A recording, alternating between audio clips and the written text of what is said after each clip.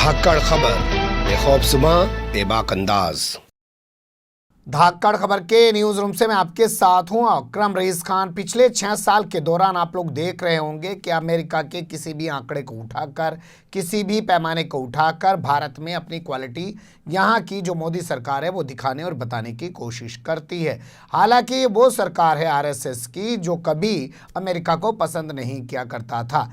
वो हमेशा रूस के साथ खड़े होने की तो दुहाई दिया करता था, लेकिन अमेरिका से बायकाट की बात किया करता था। लेकिन नरेंद्र मोदी के आने से रूस का बायकाट हो गया है, अमेरिका करीब हो गया है। हमेशा हर मंच पर, हर जगह गलबगियां करते हुए नरेंद्र मोदी और डोनाल्ड ट्रंप एक दूसरे के मित्र और दोस्त होने के दावे साबित करते हैं। लेकिन जब उसी अमेरिका से भारत के अल्पसंख्यकों को लेकर कोई आवाज़ उठती है तो उस रिपोर्ट को खारिज कर दिया जाता है। तो सवाल पैदा होता है कि भैया वहाँ से आने वाली हर रिपोर्ट को तो अपने लिए अच्छा बताते हो, लेकिन जब ऐसी रिपोर्ट आती है तो उसको क्यों खारिज कर देते हो? तो क्या है वो रिपोर्ट, एक सवाल ये रहेगा। इसके अलावा डोनाल्ड ट्रंप का जो व्हाइट हाउस है, या यूं कहें कि अमेरिका का जो व्हाइट हाउस है, उसने नरेंद्र मोदी को अनफॉलो कर दिया। अभी ब्रेकिंग न्यूज़ चल रही थी कुछ दिन पहले कि देखिए व्हाइट हाउस एक ऐसा अकेला ट्विटर हैंडल है जो भारत के प्रधानमंत्री को सिर्फ फॉलो करता है। अब उन्हें भारत के प्रधानमंत्री को अनफॉलो कर दिया तो इसे कैसे देखा और समझा जाए।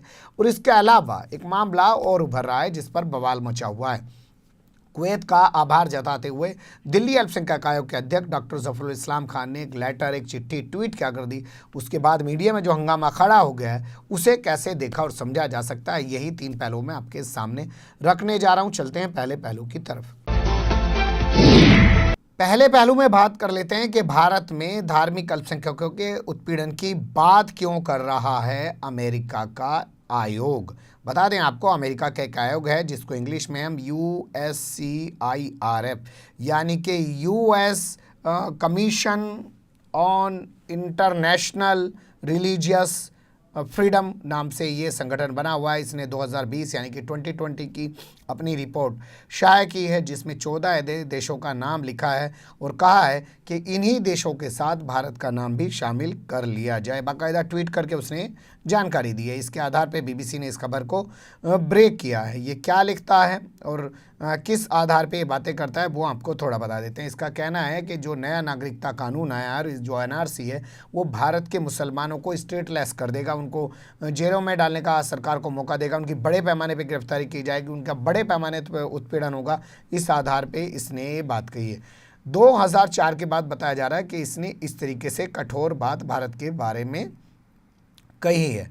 हालांकि इससे पहले मुझे खूब याद पड़ता है जब डोनाल्ड ट्रंप का फरवरी के महीने में भारत के अंदर दौरा हुआ तो उनके दौरे से ठीक पहले इस आयोग ने ठीक इसी तरीके की बात की थी कि आप वहाँ जा रहे हैं भारत, तो भारत में अल्पसंख्यकों पर यानी मुसलमानों पर या और भी जो अल्पसंख्यक हैं उन पर हो रहे अत्याचार को लेकर बात कीजिएगा। लेकिन डोनाल्ड ट्रंप ने कोई बात नहीं की थी। अब फिर से इसने बात की है। इससे पहले 2019 में भी इसी तरीके की रिपोर्ट जारी कर चुका है। उस वक्त तो इसने अमित शाह को बैन करने की बात की थी और इसी तरीके से कहा था कि जो नागरिकता कानून लाया गया उसके चलते अमित शाह को बैन कर दिया जाए।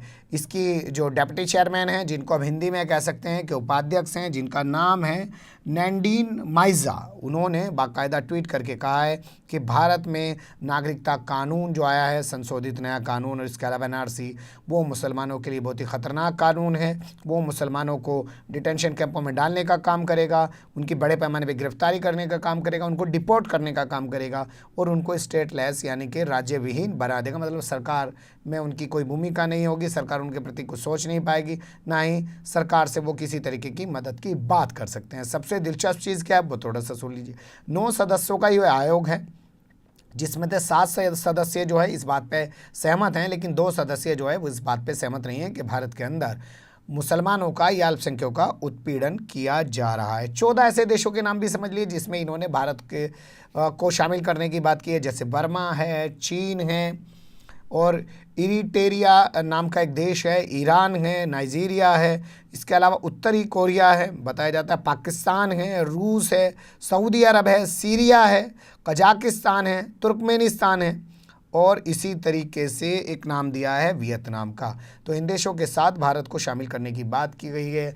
अब अमेरिका से खबर आई है तो अमेरिका की मैगजीन में फ़ोटो छपने के बाद भारत में नरेंद्र मोदी का गुणगान करने वाले भोंपू मीडिया के दलाल, चाटुकार और दंगाई पत्रकार इस पर कुछ तो हंगामा करेंगे, हमें शाम का इंतज़ार रहेगा। चलते हैं दूसरे हिस्से की तरफ। खबर के दूसरे हिस्से में बात कर लेते हैं कि क्या इसी रिपोर्ट के आने के बाद व्हाइट हाउस ने नरेंद्र मोदी को अनफॉलो कर दिया है। बता दें आपको, व्हाइट हाउस का जो ट्विटर हैंडल है पूरी दुनिया के 19 लोगों को फिलहाल फॉलो करता है, उसमें से नरेंद्र मोदी भी थे। अब नरेंद्र मोदी समेत उन्हें भारत के 5-6 ट्विटर हैंडलों को छोड़ दिया है, जिससे अब उसके पास जो आंकड़ा रह गया वो सिर्फ 13 का रह गया है। बता दें आपको, एक दवाई है जो यूज़ होती है, इस्तेमाल होती है, प्रयोग होती है कोरोना के अंदर, जिसको पाने के लिए पहले डोनाल्ड ट्रंप ने भारत को हड़काया, सीधे कहा कि अगर वो दवाई हमें नहीं देंगे तो हम रिटेलिएट करेंगे, यानी कि हम बदला लेंगे। बाद में जब दवाई मिल गई तो तारीफ़ की कि नहीं, नरेंद्र मोदी जैसा कोई नहीं है पूरी दुनिया के अंदर। उस दवाई का नाम है एस्सीक्विन, हाइड्रोक्सी क्लोरोक्विन, उसका शॉर्ट फॉर्म में एस्सीक्विन मैंने लिख दिया है। मिल जाने के बाद पीएम मोदी की तारीफ़ की थी। बाद में 10 अप्रैल को और आगे बढ़ते हुए डोनाल्ड ट्रंप के व्हाइट हाउस ने क्या काम किया वो थोड़ा सा देख लीजिए। उसने पीएम नरेंद्र मोदी को, यानी कि भारत के प्रधानमंत्री को फॉलो करना शुरू किया, प्रधानमंत्री कार्यालय को फॉलो करना शुरू किया, यानी कि पीएम ऑफिस को फॉलो करना शुरू किया।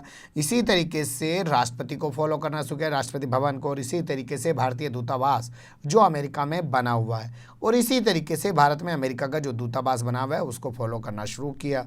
अब खबर यह है, मैं आपके सामने आज तक की स्क्रीनशॉट रख रहा हूँ, उसमें बताया गया है कि अब व्हाइट हाउस ने इन सभी को अनफॉलो कर दिया है। तो भैया इतनी जल्दी मोह भंग हो गया 19 दिन के अंदर। 19 दिन पहले नरेंद्र मोदी को फॉलो कर रहे हैं, अच्छा बता रहे हैं, हम उनको अनफॉलो कर दे रहे हैं।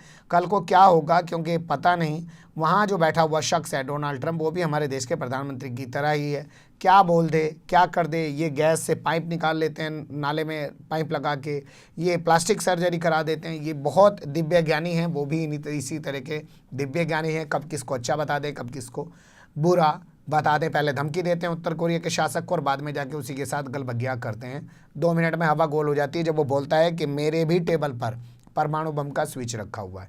अब तीसरे पहलू की तरफ चलते हैं। दिल्ली अल्पसंख्यक आयोग के अध्यक्ष हैं डॉक्टर जफरुल इस्लाम खान। आप आए दिन उनको देखते रहते होंगे, मैं धाकड़ खबर पे उनके साथ बहुत सारे मुद्दों पर बात करता रहता हूं। क्यों बात करता हूं? क्योंकि एक वो पत्रकार भी हैं, मिल्ली गज़ट नाम का एक अखबार है, उसके वो फाउंडर एडिटर हैं, लिखते भी हैं बहुत सारी, उनका पब्लिकेशन जो है किताबें भी छापता है। तो अब उन्होंने क्या काम किया, उन्होंने कल एक ट्वीट कर दिया। रात में टाइम्स नाउ पर इससे धड़ाधड़ डिबेट हुआ, भोंपू मीडिया सारा उस पर जाग गया। हालांकि टाइम्स नाउ ने दिखा दिया कि भोंपू मीडिया उससे पीछे ही है, वो सबसे आगे। क्या इन्होंने ट्वीट किया है? इन्होंने कहा, कुवैत का मैं आभार व्यक्त करता हूं कि कुवैत ने भारत के मुसलमानों की बात उठाई, और इससे साफ हो जाता है कि भारत के मुसलमानों की जो अहमियत है वो गल्फ़ कंट्रीज़ के अंदर खासी है, सांस्कृतिक तौर पर भी और कई और सारे तौर पर भी। और कई सारे लोगों का इन्होंने नाम लिया, जिसमें मौलाना वहीदुद्दीन खां, जाकिर नाइक और तमाम कई लोगों का, इकबाल, कई लोगों का इस तरीके से इन्होंने नाम लिया। और धर्म के मामले में भारत के जो उलमा हैं, भारत के जो लोग हैं, इस्लाम धर्म के मामले में उनकी बड़ी भूमिका रही है। यहाँ उन्होंने सवाल खड़ा किया कि अगर ये लोग ये सोच रहे हैं कि अरब कभी भारत के मुसलमानों के साथ नहीं खड़ा होगा, तो ये देख लीजिए भारत के मुसलमानों के साथ खड़ा है। और अगर भारत के मुसलमान अरबों से मदद मांगेंगे, तो इस तरीके से कुछ बताया जा रहा है कि उन्होंने लिख दिया कि ट्वीट पर लिख दिया कि तूफान आ जाएगा, उसको लेकर हंगामा खड़ा किया जा रहा है। मैं कह रहा हूँ ठीक है, उनके ट्वीट पे हंगामा खड़ा करिए, लेकिन मैं अपनी खबर पे रहना चाहता हूँ। मेरी खबर है कि अमेरिका की एजेंसी ने कहा, आयोग ने कहा कि भारत के अंदर अल्पसंख्यकों का उत्पीड़न हो रहा है। दूसरे, व्हाइट हाउस ने नरेंद्र मोदी को फॉलो करना छोड़ दिया। तीसरे, ये जो कुवैत है और ये जो गल्फ़ कंट्रीज़ हैं, ये आजकल हमारे इतना खिलाफ क्यों हो रही हैं, क्यों इतना गुस्से में हैं, क्यों ट्विटर पे जाकर अगर आप देखें तो वो भारत के मुसलमानों के मामले उठा रही हैं, या मुसलमानों पर हो रहे मामले उठा रही हैं, या इस्लाम पर की जा रही टिक्का टिप्पणियों के मामले उठा रही हैं। तो क्या हमारे मीडिया को उस पर फोकस रखना चाहिए, या सिर्फ इस पर फोकस रखना चाहिए कि डॉक्टर जफरुल इस्लाम खान ने क्या लिख दिया है? ये आप सोचिएगा। मैंने डॉक्टर जफरुल इस्लाम खान से बात की, उन्होंने फ़िलहाल बात करने से इनकार किया है इस मुद्दे पर, और उन्होंने कहा बाद में वो आराम से इस पर अपनी बात रखेंगे। अभी मीडिया जो है वो जो कर रहा है वो नफ़रत फैलाने में लगा हुआ है, और जो भी उनकी बात इस वक्त आएगी उसे वो तोड़ मरोड़ के फिर से नफ़रत फैलाने की कोशिश करेगा। लेकिन हमने कहा कि ठीक है, आप इंटरव्यू की शक्ल में नहीं करना चाहते तो आप एक वीडियो ही लाइव कर दीजिए, कम से कम जो आपको लेकर एक नैरेटिव गढ़ने की कोशिश की जाएगी तो वो तो क्लियर हो जाएगा कि आप कहना क्या चाह रहे हैं और क्या आपने कहा है, उसमें कुछ फ़र्क है और मीडिया क्या कुछ गलत समझ रहा है। लेकिन बड़ा सवाल यही कि मीडिया को मुद्दा ये पकड़ना चाहिए कि गल्फ कंट्रीज़ हों चाहे अमेरिका हो, भारत के अल्पसंख्यकों और मुसलमानों को लेकर अगर वो सवाल खड़ा कर रहे हैं तो क्या नरेंद्र मोदी से सवाल नहीं पूछा जाना चाहिए। बने रहेगा धाकड़ खबर के साथ।